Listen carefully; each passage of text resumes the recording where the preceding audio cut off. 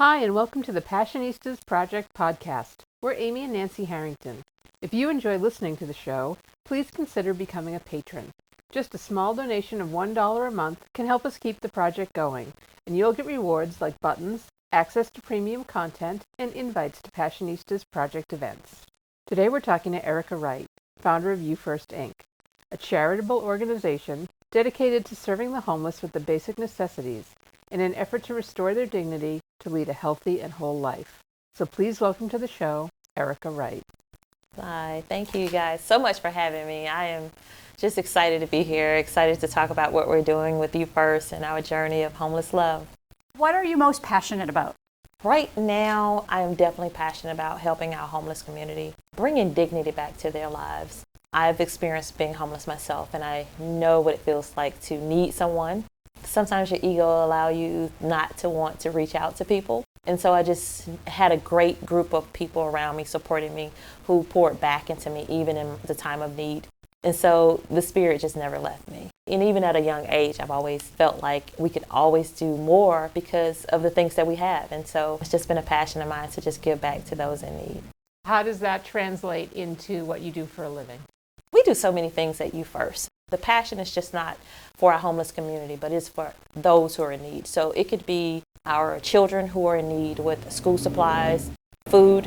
But my passion of helping the homeless community by keeping them clean is to put together these love bags, we call them.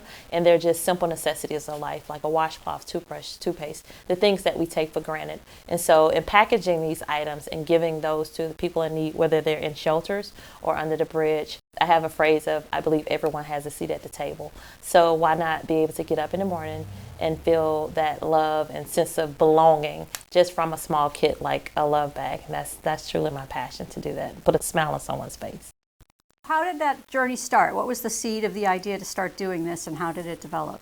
About 10 years ago, I saw this lady under the bridge, literally using a bottle of water to wash her hair. And it was cool that morning, and I could see the steam coming from her head, and it never left my spirit. I went through a bad breakup, and I knew that I had a purpose and a passion. I needed to birth something. And so August the 7th, 2014, I woke up from a dream, and God had given me a vision. And I was like Paul, I just wrote out all of the things that were going to come forth with helping people. And the name You First came about. And so I didn't know what it was going to look like. I didn't have any money, I didn't have any credit, and I have blueprint. So I heard this whisper, truly from God, to use social media. And so what I would do, I spoke at Sunday school about my passion and my dream and my vision. And two ladies from Sunday school started bringing hygiene items for the love bag. So I was able to put the kits together, and that's how it started. And so once people started getting engaged with it, I would post it on social media, and I would say, hey, thank you, Miss Jackson, for donating 2 tubes of toothpaste. And it just became contagious. People from all over the place, different states will just send items, and it's been amazing. Tell us where it started, location-wise, and how you've expanded it. You First was birthed in Atlanta, Georgia. That's my hometown, born and raised. I have this year have been to about 19 different states. I had an opportunity to come to LA about 3 years ago, and when I saw Skid Row, I just stood there and I cried. I could not believe that people were living in such deplorable circumstances. Not just people of my age, there were children, men and women. It's just heartbreaking to see that. So a part of my journey this year, I wanted to really see what other states were doing, the little cities, different pockets, and what they were doing in their community, and that I could bring back to the city of Atlanta and preferably other places as we continue the journey. So right now, our home base is in Atlanta. We work out of a storage unit there, and sometimes we may have 3 storage units depending on the resources that we're able to obtain and put those items together. So we do not only hygiene kits, we do socks, blankets. We have different corporate sponsors who make sure that we have things that we need to put into our kits. And so hopefully next year, we'll branch out a little bit more into LA area. Our goal is to secure an RV so that we can travel from different states and bless people at where they are. Talk about your accomplishments in 2017 and if you met your goals for 2018. So last year, we did over 220,000 blankets that was donated from Delta Airlines. So we touched lives in the shelters and people who live under the bridges. Also, this year, God gave me an awesome number of 100,000. I was like, what am I going to do with that? And so the goal this year was to do 100,000 hygiene kits. And so to date, we've done over 85,000 kits. Next year, of course, we have to go up. So, when I take it to the team and I say, what do we think about 150,000? I'm sure they're going to say, Erica, go sit down.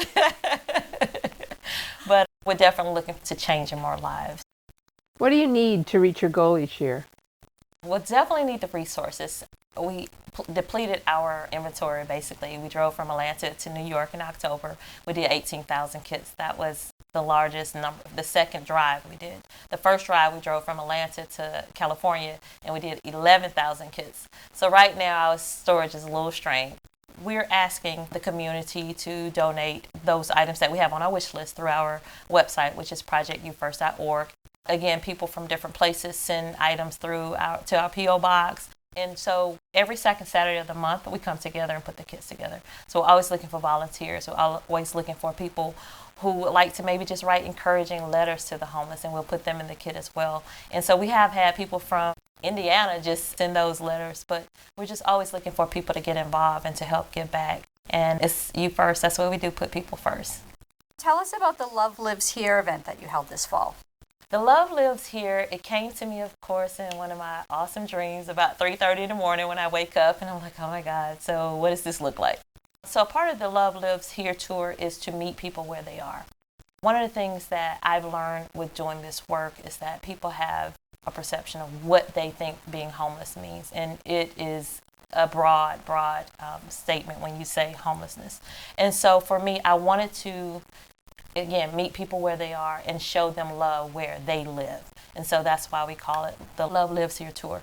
So again, we drove from Atlanta, Georgia to New York City, again, dispersing over 18,000 hygiene kits. And we stopped in every state.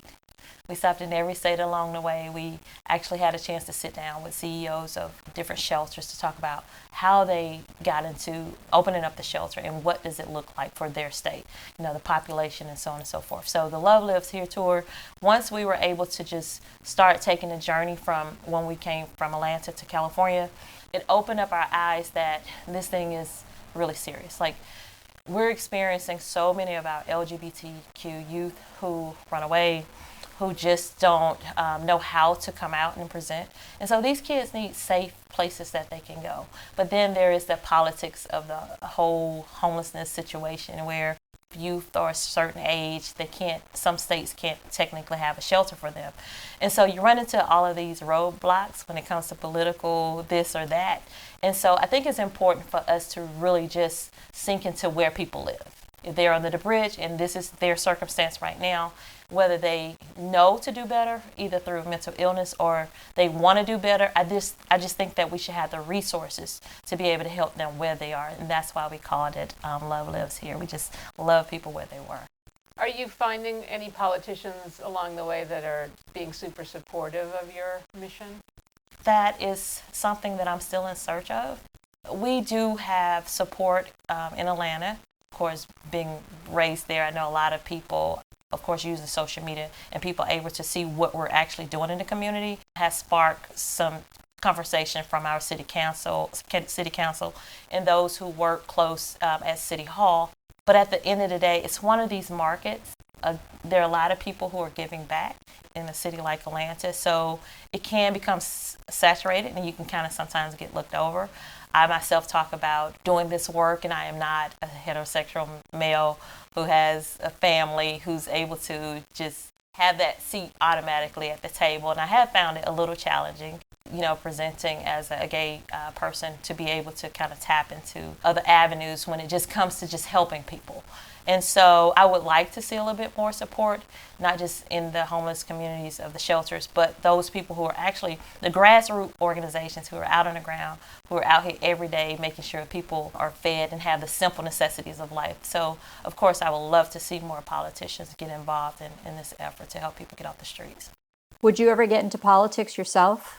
It was funny, I was just talking about that yesterday. I don't know, but I do know when I started this, I didn't know what it was going to look like. Now that I'm in it to win. And I believe that we all have a fight in us to whatever your justice is, whatever that is. And so I won't rule it out. Let's just say that I won't rule it out. But I will, if there's something that I'm considering doing, I would love to be able to do it from the standpoint of from where the people are, from the not the inside out, but the outside in. And I think that that's what's missing right now in America. We have a lot of politicians that are working this way and not understanding what the people need and hearing the voices of the people. And I think if that was something I would consider, I would start that way. So you said you're in it to win it. So what would winning look like to you? Winning to me would look like every homeless person that I've ever seen or would like to come off of the street, that they would have a place to do that. And oftentimes, just doing this work this year with the Love Lives Here tour, going to different places, we were able to have conversations with different people. We're talking about doctors and lawyers, and we're talking about nurses, we're talking about students. And so there's no face to it. It's not about race, it's not about your gender, it's not about your sexual orientation. It is just that your misfortune, or, we're just talking about the fires here in LA. These people now are homeless. The work that we're doing right now is to support people where they are. So in it to win it for me, it's not where somebody can tell me what I can and can't do. Well, I've had people say, you can never get grants just for health and hygiene items. Well, I don't believe that. And guess what? We need them, but we didn't just right off get them. But to tell me that I can't do something when I see people who are living in situations that a lot through no fault of their own. So what's happening is, am I supposed to tell someone that you have a bite that I don't have Neosporin for you, or that you need something, you're hungry and I don't have food for you? So I believe that just having someone to be able to give those people who are experiencing homelessness what they need, that's my fight. So I want to win at helping them get exactly what they need, where they are. And I won't allow people to tell me that it can't be done, because in the last 4 years, we've been able to do it and do it with no grant money. So I'm definitely in it to win. What can your average person do to help the homeless? And also, what do we need the politicians to do? What changes need to happen? On the home front of the politicians, is a stroke of a pen, is a stroke of a conversation, just striking up the conversation at the table with, again, the people who are out doing the grassroots work, who are having the conversations, the tough conversations, and then seeing what the people need. For instance, when I first started, I was giving people on the street luggage, and they would say, you have a book bag. And so, you identify where they are and what the needs are. And so I think that's the beginning of that, having a seat at the table with the politicians to say, hey, we're doing the work. Why are you cutting this funding? Also, we have a lot of children who go to school who are homeless. We have to start there as well. If you have kids that are coming and they're not able to eat, they don't have proper school supplies, all of that trickles down back into the homeless community growing because of education, because of lack of jobs, because of this. And all of that starts with the politicians at the table. And so what we look for in the community to help, I often tell people, you don't have to give money. If you don't, especially if you don't have it. But just that if I'm making a sandwich in the morning, maybe you'll make 2, or you'll cut off a section of that and just have it on the seat. And if you encounter someone, just politely ask if they would like something to eat, or you can do hygiene kits on the front of your seat, socks, nutritional bars. And that's another part about what we see in the homeless community. Because they don't get what they need, we see a lot of people who are suffering from diabetes, mental illness, and they're not getting the medication that they need. Just as simple things as maybe clean needles for diabetics. And so again, all of that plays a part of someone being whole and healthy so that they can be productive citizens and to get back into society. And it can just start with a hygiene kit, because if you're not able to groom yourself, then the trickle-down effect of your health can just be something that, and it even prolong your ability to get off of the streets and into society. We're Amy and Nancy Harrington, and you're listening to the Passionistas Project podcast and our interview with Erica Wright. Visit projectyoufirst.com to learn how you can get involved with her mission to help the homeless. Now here's more of our interview with Erica. You mentioned that you've had your own experiences being homeless, but what have you learned about a lot of the people that are on the streets that either has surprised you or might surprise people listening? I never thought in a million years that I would tell that story. I came from a great home, 2 loving parents, sisters and brothers. I'm a barber by trade, so great career, and I just fell into life. And so even through my experience, I think the hardest thing for me, everything was a trickle-down effect. I lost my health insurance. I have been diagnosed with bipolar and anxiety, and so I couldn't get my medicine. And so it was just a downward spiral from being here to just here. And so for me, it took everything I had every day just to get up in the morning. And I wanted to commit suicide. I wanted to die. And I got up one morning off the floor in the office where I stayed, and I saw this lady sleeping in a cardboard box, and it was raining. And so for me, God gave me the vision that, Erica, you're no different from the lady behind you. The difference is you just have a covering over your head. And so in having different conversations with different people, knowing my own struggle with mental illness, I would say probably 95% of people who are on the streets have some type of mental disability. I think for me, just anyone with a normalcy about themselves and have to experience certain things will at some point have some battle depression or something like that. And so just having conversations with those people who are in need, you see through that. You see through that wall, you see through that barrier, because it was you. It was your story. It might not have been this, it might have been that. But at the end of the day, you can kind of resonate with where they are. And that's how you want people to see you as a person, and not your experience of you're just not defining your location of where you live. And so it is very hard to see people who are not able to articulate what they need and where they are based on their mental status. And so this is, again, where we need the politicians to come in and have that tough conversation. So how do we get someone off the street who has mental illness? How do we identify it? And how do we not cross that red tape to what we can and cannot do?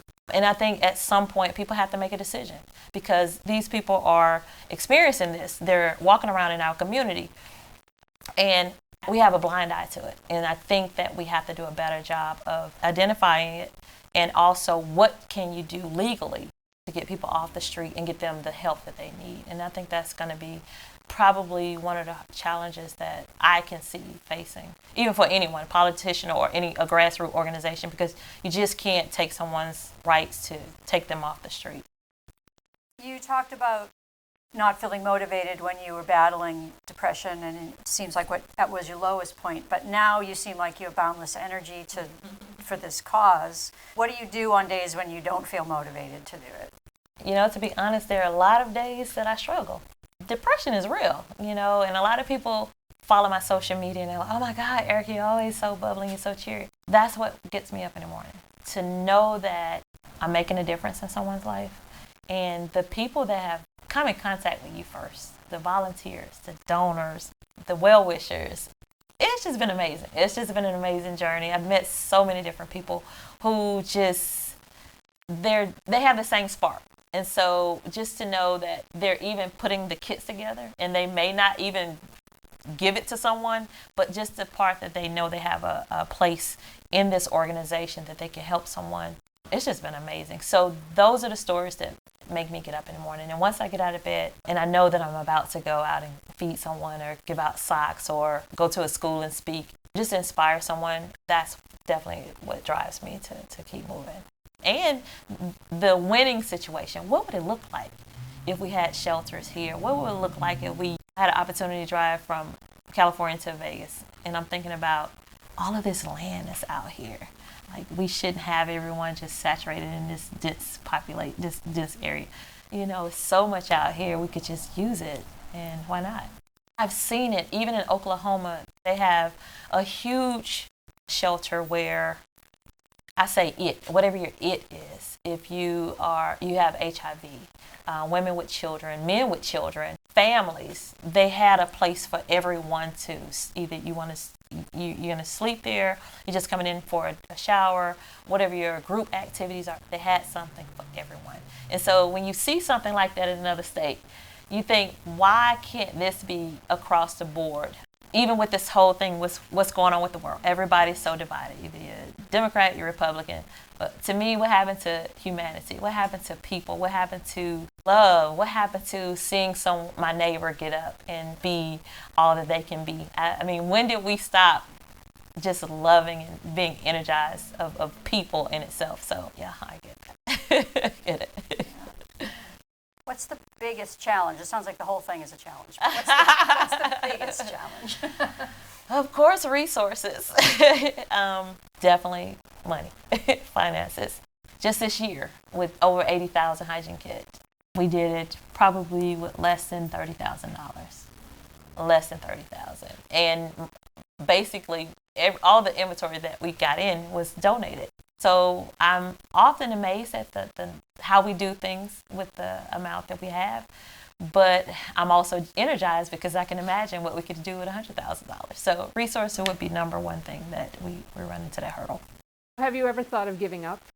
Oh my gosh, yes. There's one day I was going to throw in a towel. And of course, by being a barber by trade, I would do mobile haircuts. I have a guy who's in a wheelchair. And so this particular morning, I was like, I'm just done. I'm done. So he wrote me a check and I left. And I had $20 in my pocket. And so I saw this lady, a homeless lady. She had all of her cans and bags in her shopping cart.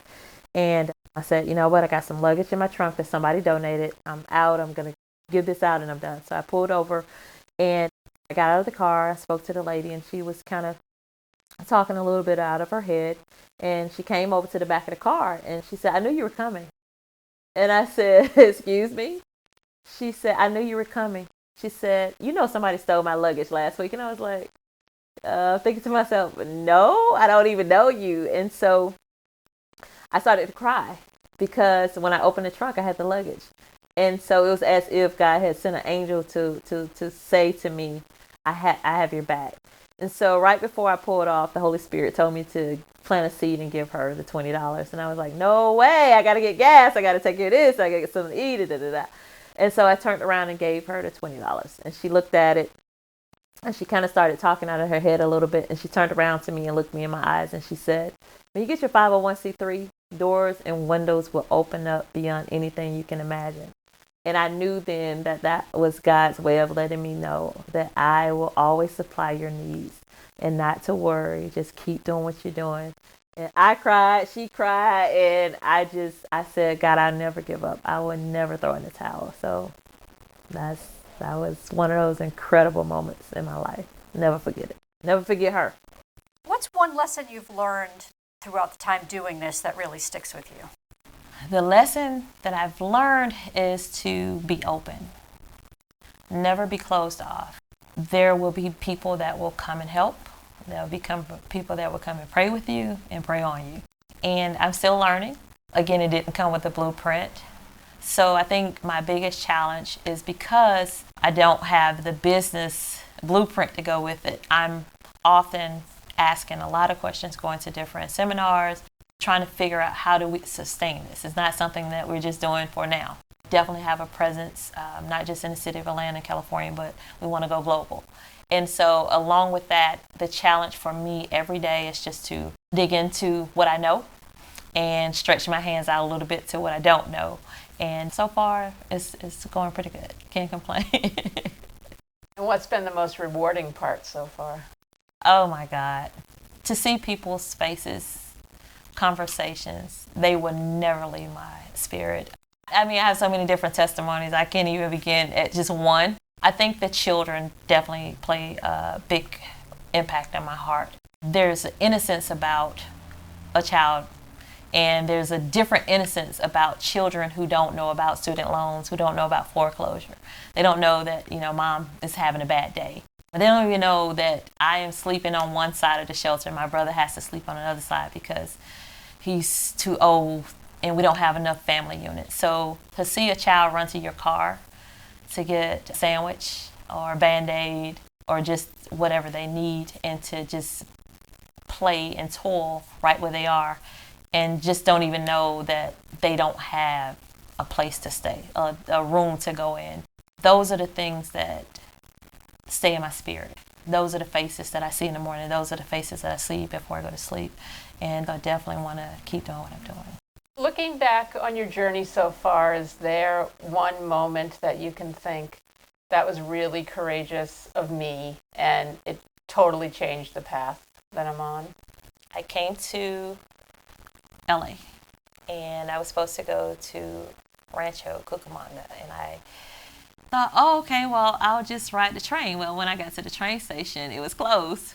So I was standing outside of the Union Station at about 3:30 in the morning. I was like, oh my God, I'm in a place I don't know, and I'm out here. What do I do? And so I sat down on a bench and I saw all of the homeless people walking around, moving with their carts. And I'm saying, it's 3:30 in the morning. Like, why are they not asleep? And it hit me how this whole community of people are maneuvering and being while we're asleep in our comfortable beds. And it just hit me like, this is real. Although it's a hygiene kit, it opened up the door for so many different avenues for me to see people where they are. And so the next morning, when I got myself situated, I had to come back through Union Station, and I saw the people laying in the park. So I often thought, I said, well, they were just up. And so a lot of times I would hear people say, well, they're lazy, they need to go get a job. Why are they sleeping in the middle of the day? Because they're up all night because of the abuse and being raped and molested. It's just so much that this community is embedded in and dwells in. And so for me to see that, and then to see them out open because they don't want anyone to mess with their belongings, because that's all they have. And so that morning was something that would never leave my spirit. And I know that it made an impact in my life to continue to do what I'm doing. You've mentioned your mom a couple times. Tell us about her and what lessons she taught you when you were young about what women could and couldn't do. Oh, wow. Well, my mom was a stay-at-home mom. And I just thought she was Superwoman. She could do everything. She could cook, and she took us to basketball practice, and she was also a giver. My family, every Thanksgiving and Christmas, they would adopt a family from Family Children's Services.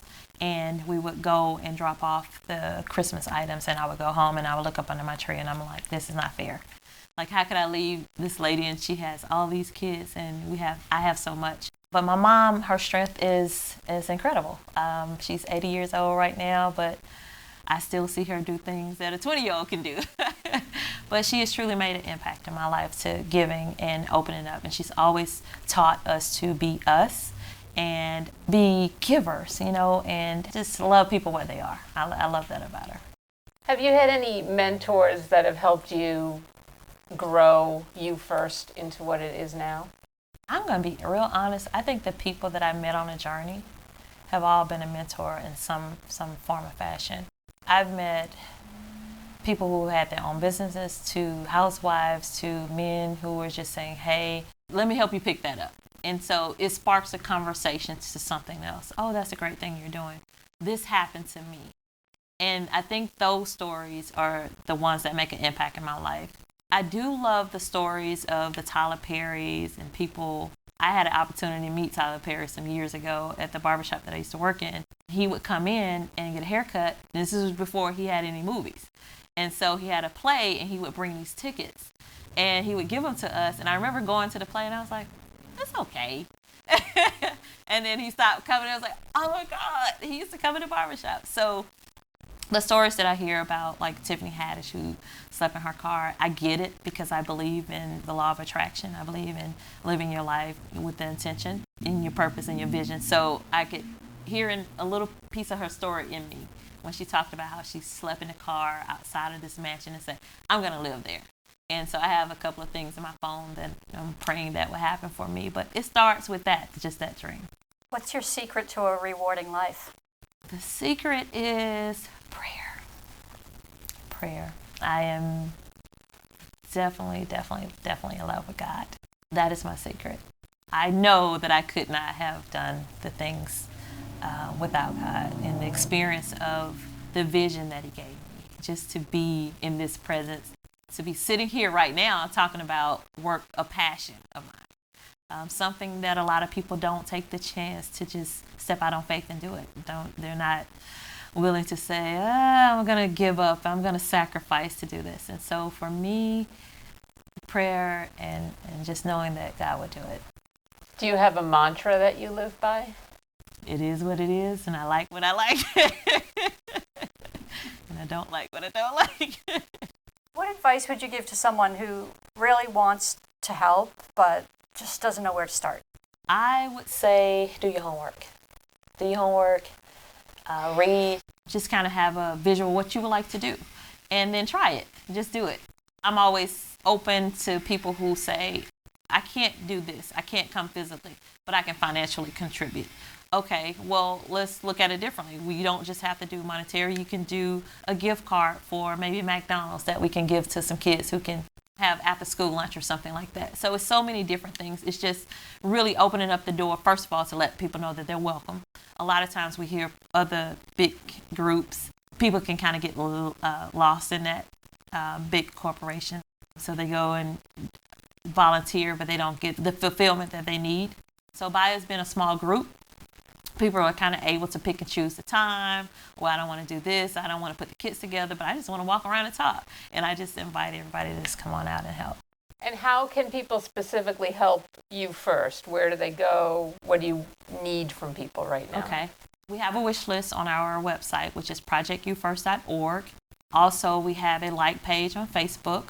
We have a group on Facebook called the Project You First. We're on Twitter, Project You First as well, and Instagram. Also, on the wish list through our website, you can, if you want to send items to us, or if you would like to buy like a gift card, all of those links are on there.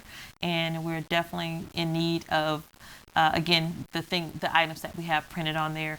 Just coming off this last trip has depleted our inventory, so we could use those items. What are you proudest of in your journey so far? Connections, to see people connected, the people that I've met along the journey, and now they're connected. We're a family. The You First team is truly a family, and it's from different makeup of life. We often use different websites to get people to come from different corporate sponsors like Delta or CNN. The employees will come and then just take that one person and go back and say, oh my God, we did an amazing thing. We put 1,500 kids together last week, and we took them to the shelters. And so once they come, they interact with each other, and then they go exchange numbers. And also to see people use technology. Social media is free, and some are free. But if you use it in an effective way, it can be your best friend, or it can be dangerous on the opposite side. But I think social media and just being able to have a wide platform from people from different places, and then we're engaging as one. So I definitely love to see people come together. What's your definition of success? I'm still learning that, because sometimes I feel as if there's so much for us to do, and time waits for no one. And I believe that every day that we get up and we're able to breathe, we can do something different. So for me, success is every day. It's every day that you're able to get up and make a difference in someone's life. Do something. What did you learn today? And even as an adult, I was like, I don't know if I should have done that. But I think definitely everyday success is a successful story. Thanks for listening to the Passionistas Project podcast and our interview with Erica Wright. Visit projectyoufirst.com to learn how you can get involved with her mission to help the homeless. And be sure to subscribe to the Passionistas Project podcast so you don't miss any of our upcoming inspiring guests.